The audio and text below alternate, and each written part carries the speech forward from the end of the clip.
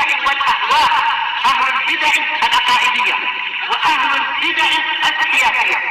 نقول بيننا وبينكم السلف، بيننا وبينكم الكتب، كان فيقول البدع بيننا وبينكم. الحمد لله رب العالمين،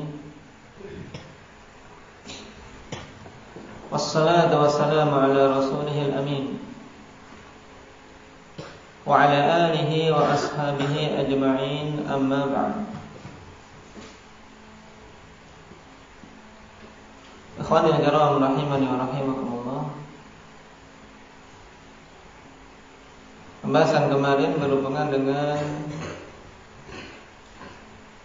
kaum Lut yang juga dinamakan dengan nama yang lain, apa itu? Nafi.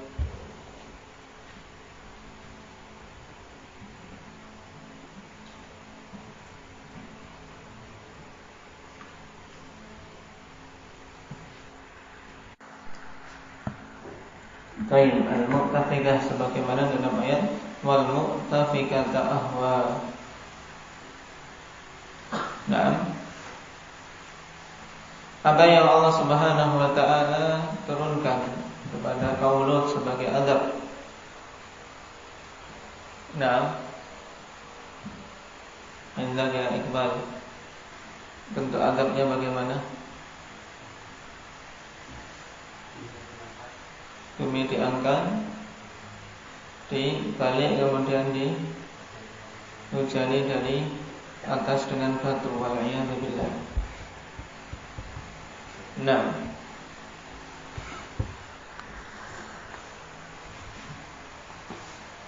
nasallallahu al-afiyata wassalamah.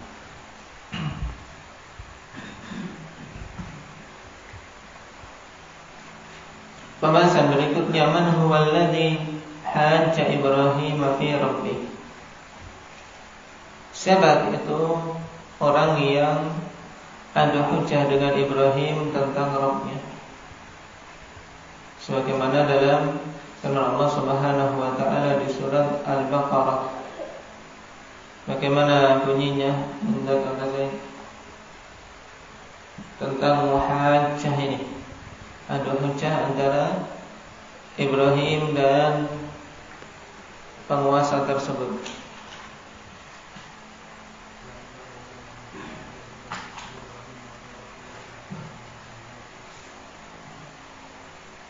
Terus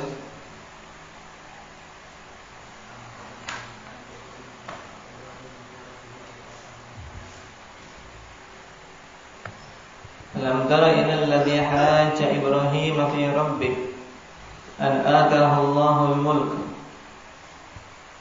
in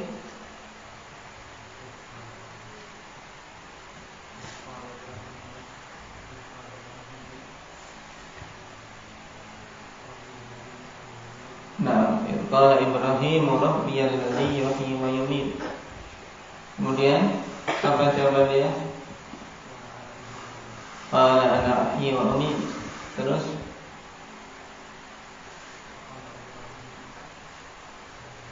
apa depannya? Qala ana ahyi wa umiit. Enggak ada wawunya.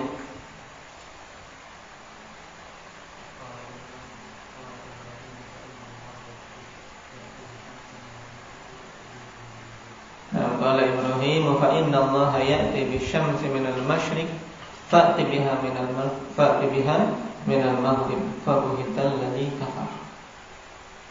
Lihat alhamdulillah, muhajjah ada hujjah yang singkat, dan apa? Dan badannya pelajaran yang banyak dalam tariqah munadharah, tariqah dalam mendebat ahlul batil. Kata Ibrahim, nah, ada hujjah dengan orang tersebut yang disebut di sini huwa An-Namrud ibnu Kan'an. Namanya An-Namrud ibnu Kan'an. Kama dzakarahu aktsarul mufassirin, sebagaimana telah menyebutkannya kebanyakan ahli tafsir. Ini yang masyhur. Kita katakan, nah, masyhur namanya demikian. Cuman riwayat ikhwanifillah, na'am, baik itu marfu' maupun yang mauquf memiliki hukum marfu, kita tidak mendapati yang sahih dalam masalah ini. Cuman memang masyhur namanya tersebut, wallahu ta'ala alam. Cuman nama tidak penting. Oleh karena itu Allah Subhanahu wa ta'ala juga tidak sebutkan nama di dalam Al-Quran. Cuman yang penting untuk kita ambil faedah besar padanya, ikhwanifillah, bagaimana seorang musyrik kafir menghujat Ibrahim tentang Rabbnya, ingin adu hujjah. Tatkala Nabi Allah Ibrahim menegaskan, "Qala Ibrahim wa rabbiyalladzi yuhyi wa yumiit." Tatkala Ibrahim menyatakan bahwasanya Rabbullah yang menghidupkan dan mematikan. Beliau tegaskan tentang perkara tauhidur rububiyah. Karena memang musuh yang dihadapi, dia tidak mengakuinya secara zahir. Walaupun alhamdulillah semua makhluk secara batinnya alhamdulillah mesti mengakui di sana ada pencipta. Cuman karena kesombongan, sebagaimana yang dilakukan oleh orang ini juga yang semisal Fir'aun. Tidak mengakui adanya Allah Subhanahu wa ta'ala, tidak mengakui adanya pencipta, menyatakan dialah yang menghidupkan dan mematikan. Tapi pada hakikatnya hati mereka sebenarnya mengakui, tapi tidak bermanfaat yang seperti ini. Allah katakan, wajahadu biha wastaiqanatha anfusuhum dzulman wa 'uluwan. Mereka menolak bukti-bukti kebenaran yang didatangkan alhamdulillah, bahwasanya Allah satu-satunya zat yang menciptakan, yang berhak untuk diibadahi. Dan mereka jahadu, menolaknya, mengingkarinya dalam keadaan wastaiqanatha anfusuhum, dalam keadaan sebenarnya jiwa-jiwa mereka itu yakin memang yang dibawa itu benar. Dan betapa banyak alhamdulillah manusia yang kondisinya seperti ini, yakin dengan apa yang disampaikan kepadanya bahwasanya itu hak. Di sisi yang lain yakin bahwasanya dia berjalan di atas perkara yang salah, tapi tidak mampu untuk melaksanakan kebenaran dan meninggalkan kebatilan. Di antara sebab utamanya yang disebutkan dalam ayat ini alhamdulillah dua hal, zulman wa 'uluwa. Karena kezaliman dan karena keinginan untuk tinggi di muka bumi. Dalam artian ingin mendapatkan kedudukan, mendapatkan kehormatan di muka bumi.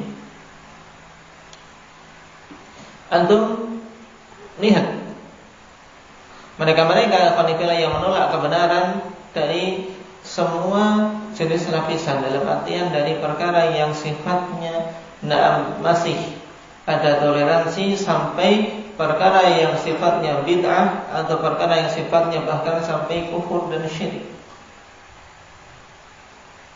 Di antara sebab mereka-mereka yang sebenarnya punya akal tapi tidak menggunakan akalnya, sehingga kebenaran dia tolak dan tetap menyombongkan diri berada di atas kebatilan. Itu dua perkara ini, kezaliman dan dan ingin tinggi di muka bumi. Zalim karena memang kezaliman alhamdulillah hal yang menghalangi manusia dari banyak kebaikan. Innallaha la yahdil qauman zalimin. Sesungguhnya Allah Subhanahu wa ta'ala tidak akan memberikan hidayah kaum yang zalim. Makanya banyak-banyak minta perlindungan kepada Allah, jangan sampai berbuat kezaliman. Karena sungguh berbuat kezaliman di antara hal yang menghalangi dari kebenaran. Walaupun dia tahu, walaupun dia berilmu, dalam artian memiliki pengetahuan, memiliki wawasan, Tapi terkadang kezaliman yang dulu banyak dia lakukan menjadikan penghalang dia untuk apa? Untuk melakukan atau untuk rujuk pada kebenaran. Lihat pada hizbiyun, yang sebagian mereka ikhwan fillah bukan orang-orang jahil. Bahkan sebagian mereka jauh wawasannya dari kita. Nah, telah berkecimpung lama di jalan dakwah. Tapi kenapa? Untuk memahami perkara yang sebenarnya sangat mudah, yang bagi pemula penuntut ilmu saja bisa memahaminya, ternyata tidak mampu untuk mengatakan itu hak. Tidak mampu untuk meninggalkan kebatilan. Nah, terkadang kezaliman masa lalu ikhwan fillah, kalau seorang tidak jujur untuk bertobat darinya, penghalang. Wala'iyadu billah. Nah, sehingga sangat nyata ikhwan fillah apa yang Allah Subhanahu wa taala katakan, innallaha la yahdil qaumal zalimin. Kaum yang zalim tidak akan Allah Subhanahu wa taala berikan hidayah. Maka di antara doa Nabi sallallahu alaihi wasallam ketika keluar rumah alhamdulillah memohon agar jangan sampai dia berbuat zalim. Siapa yang masih ingat? Minal aba. Masih ingat? Nah, Iqra baca.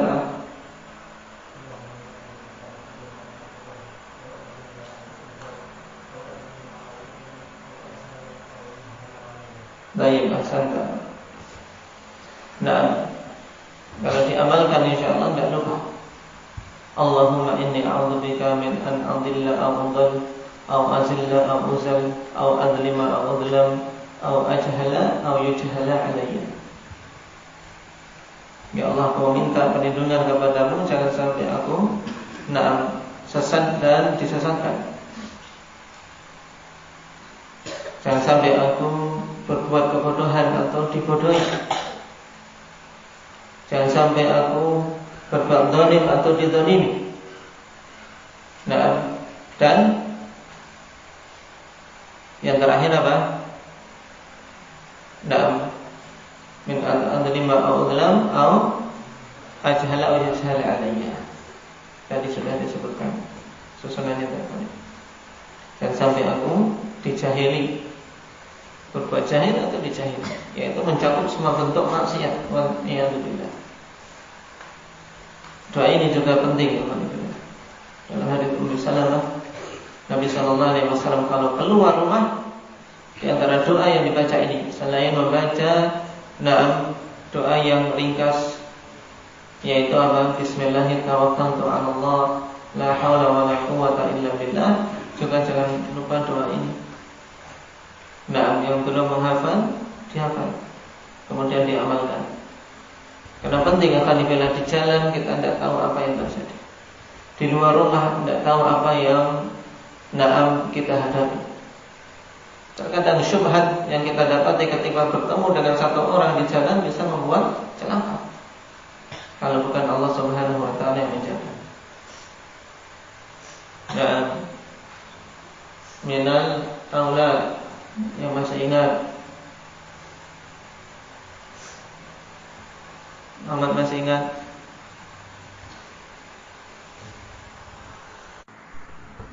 Nah, barakallahu fiikum. Ini doa yang aku lakukan. Dan syahidnya di sini apa? Jangan sampai berbuat zalim, karena memang salah satu hal yang sangat besar dalam hal menghalangi seseorang dari menerima hidayah. Juga uluan, keinginan untuk tinggi di muka bumi, di hadapan manusia, keinginan untuk dihormati, keinginan untuk diikuti. Ini juga banyak sekali menghalangi manusia dari al-haq. Kita perhatikan dan kita juga mengoreksi diri kita sendiri. Banyak orang menolak kebenaran alhamdulillah karena takut ditinggalkan pengikut. menolak kebenaran karena takut diremehkan, takut dihina. Ini kenapa? Karena uluwan tadi, sebagaimana yang terjadi pada Namrud, sebagaimana dalam riwayat atau sebagaimana pendapat kebanyakan para ahli tafsir tentang namanya, atau dalam ayat secara khusus berhubungan dengan apa? Fir'aun. Wajahadu biha wastaiqanatha anfusuhum dzulman wa 'uluwan.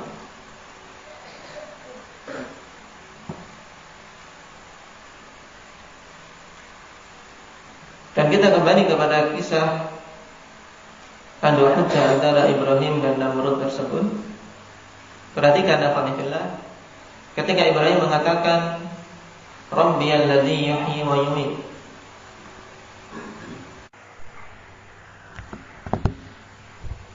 kemudian dia menjawab qala ana uhyi wa umiit.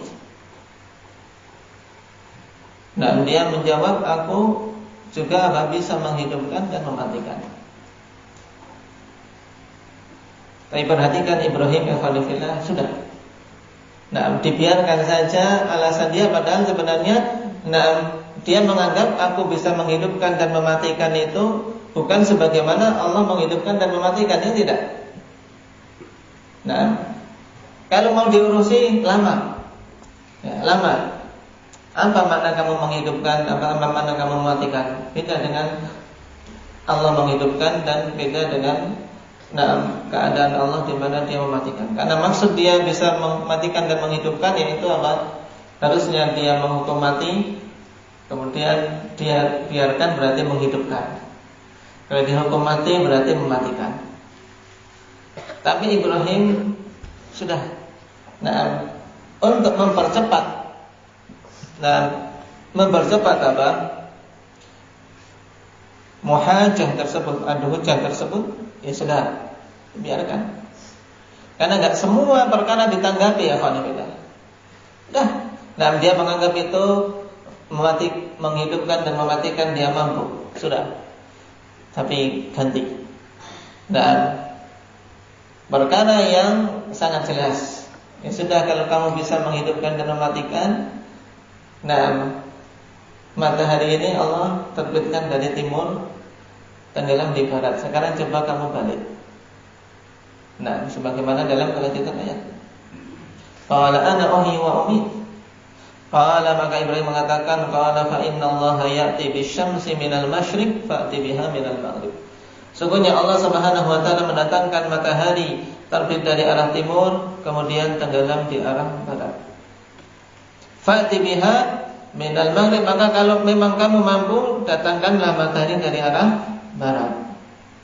Jika kau menganggap mampu sebagaimana yang Allah Subhanahu wa taala lakukan. Fabuhital ladzi kafar, maka terbungkamlah orang yang kafir tersebut. Dan ini metode penting ya hadirin. Terkadang seseorang daripada lama-lama bertele-tele sudah cari sesuatu yang bantahan yang telak yang membuat dia tidak mampu untuk tidak mampu untuk berucap sama sekali. Karena terkadang dalil untuk orang yang seperti ini tidak mempan, ya kan? Kasih dalil. Qala Allah Ta'ala, qala Rasulullah sallallahu alaihi wasallam, capek saja. Karena mereka tidak menganggap itu sebagai sebagai dalil. Dan ingat juga contoh yang sangat bagus juga dari Syalbani rahimahullah ta'ala ketika mendebat seorang dukun yang mengaku mengetahui ilmu gaib. Ini juga faedah penting dari kejelian seorang alim untuk membungkam orang yang berada di atas kebatilan. Bahkan sampai dikatakan ini perdebatan yang paling singkat di dunia. Perdebatan yang paling singkat di dunia. Abang tadi saya sudah pernah dengar?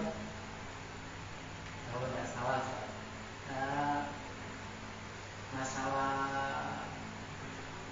masalah yang gue biasa ya. Iya, terus itu sebelum berangkat, apakah ini saya berangkat mendatangi itu dia Baik. Yaitu berhubungan dengan seorang dukun yang mengaku mengetahui ilmu gaib ingin mendebat beliau. Maka saya mengatakan sebelum berdebat saya ingin meminta syarat. Nah, saya ingin meminta syarat. Maka dukun tadi mengatakan, apa syaratmu? Loh, katanya tahu ilmu gaib kok gak tahu syarat saya. Nah, sudah selesai. Nah, sudah selesai perdebatan. Nah, kalau seandainya dia mengetahui ilmu gaib, tentunya harusnya tahu syarat yang akan diajukan oleh Syalbani rahimahullah ta'ala.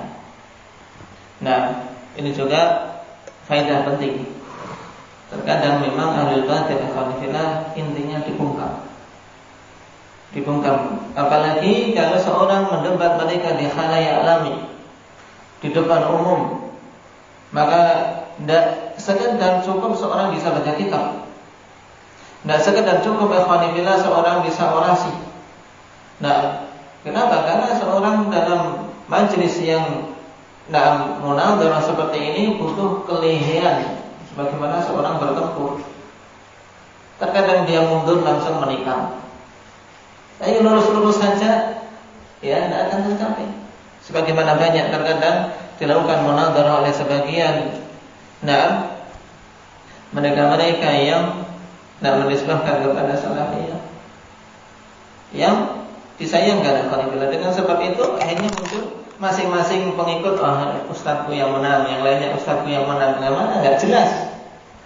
Cuman menang atau kalahnya akhirnya berdasarkan penilaian yang subjektif, tidak objektif.